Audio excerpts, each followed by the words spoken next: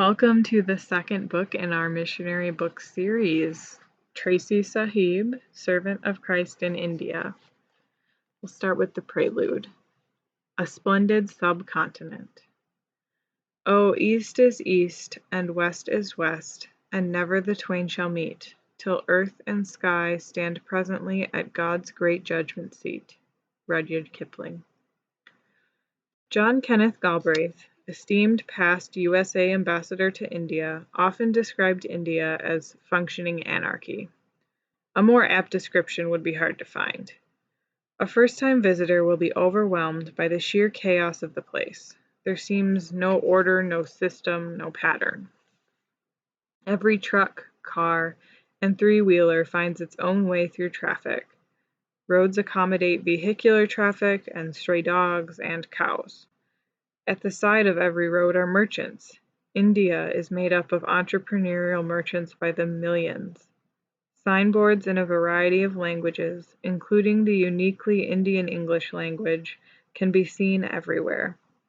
One might hear the call to prayer of the Muslim or the clanging bells of the Hindu temple. And the horns, always the horns, which every driver feels compelled to honk nonstop. It is anarchy. But it is functional. I often told first-time visitors to India, usually sitting terrified in the back of a taxi, to relax. There really is a system, and it works. And it does. One of the miracles of India is that a nation made up of amazing variety, almost beyond calculation, functions. It is functional anarchy. Rudyard Kipling was perhaps the best-known writer of his generation, late 19th and early 20th century.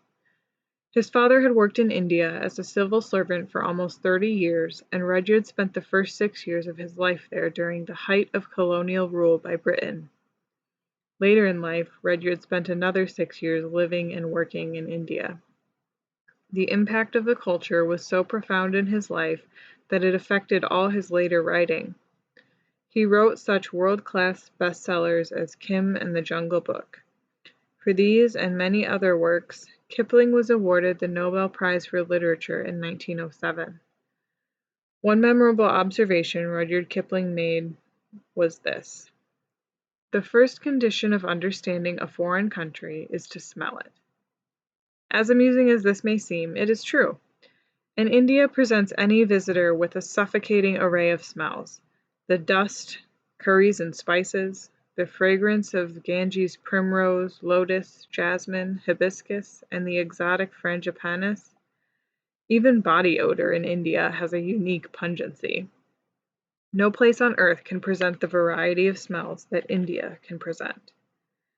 It is interesting to note that the life of Rudyard Kipling in the span of history is very close to that of the subject of this book, L.S. Tracy. Therefore, the observations made by Kipling about India were those accurately reflected by Tracy as he trekked across the land beginning in 1903. Frequently, I reminded visitors that whatever preconception of India they had, they were almost sure to be wrong. Many visitors expect universal poverty, but India has incredible wealth. Many expect dust and desert, but India has the most awesome and highest mountains in the world and lush tropical fields of rice and coconuts. Many expect ox carts and buffaloes, but India has some of the most incredible high-tech industries in the world. Some think of hot curry, but India has hundreds, perhaps thousands, of varieties of food with regional specialties. Menus often break down food to South or North India cuisine. Yes, almost every preconception is wrong in one way or another. India is a land of astronomical numbers.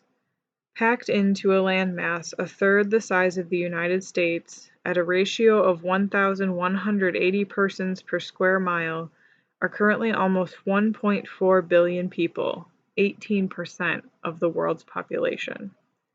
And if you take pre-partition India, which includes Pakistan and Bangladesh, you increase the population size to approximately 1.8 billion persons.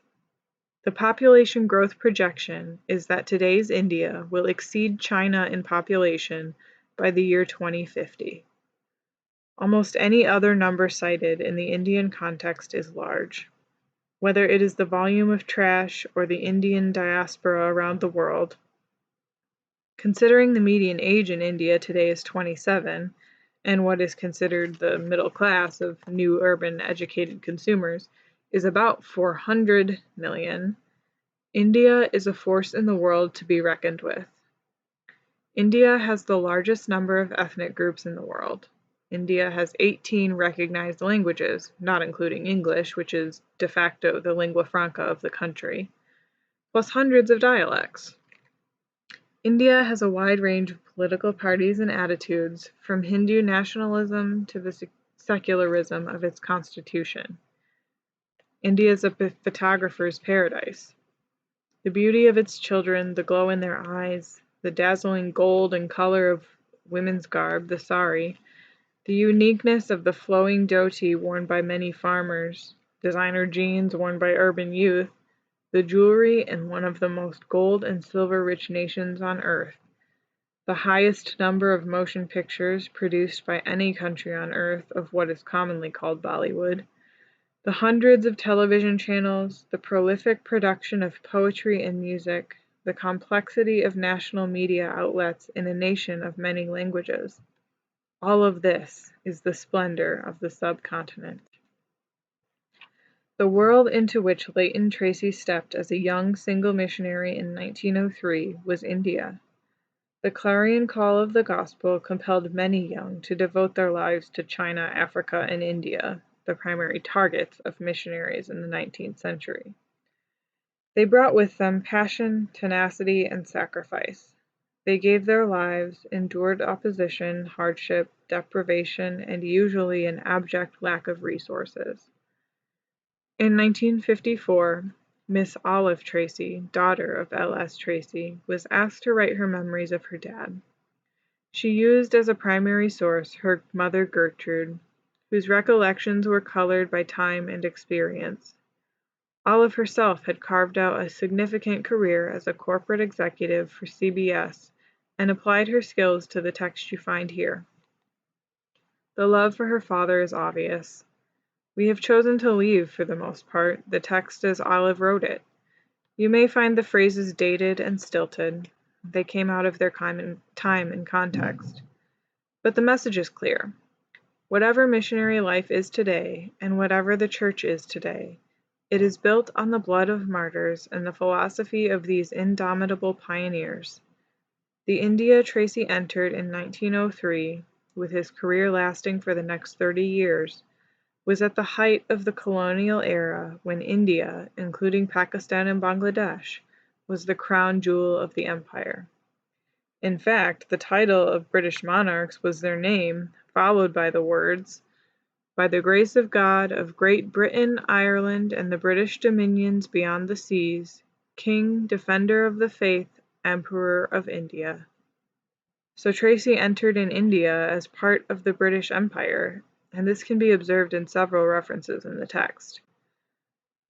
The Protestant denominations in India devised a system called comity, which geographical areas were assigned to each group of Protestants.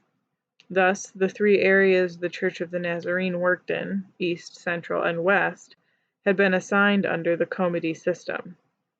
The purpose, of course, was to reduce confusion and competition, but the result was such strange mixes as Indians belonging to the Church of Scotland, or Lutherans, or Methodists, according to geography rather than theology or choice. If you were Christian, you were this or that. The times were different, but the cause the same, that is, bringing the peace and message of Jesus to those who were living in spiritual darkness in one of the most religious nations on earth, and establishing the indigenous church which could carry on the task of evangelism. These pioneering missionaries did the best they could with the knowledge, the context, and the resources they had at their disposal. Read with understanding and compassion, and let your eyes be opened by the life and work of Tracy, servant of Christ in India. Olive's introduction. I don't quite know how to do it, I said to my mother as we sat talking over the assignment to create this book. The commission has asked for an account of Dad's life and labors in India, but there are so many others besides him. All the missionaries of his day and later, the Indian church, Dad's associates from other missions, and the family, you and Grandma and Martha and Phil, and I suppose I'm in it too. It's like the big banyan tree that grows in Buldana and spreads over Stone Hall. The whole tree is India, the mission field, the work done. All those who have helped in the work are the trunks and aerial roots that go down and spread out farther and farther. How can I possibly tell it all? I don't think you can include it all, Mom said. Our own little trunk of the great tree is about the best you can do. And so here it is, just our small part of this great work with Dad, Tracy Sahib as the Indians called him, dominating and directing this little share in the great land that is India.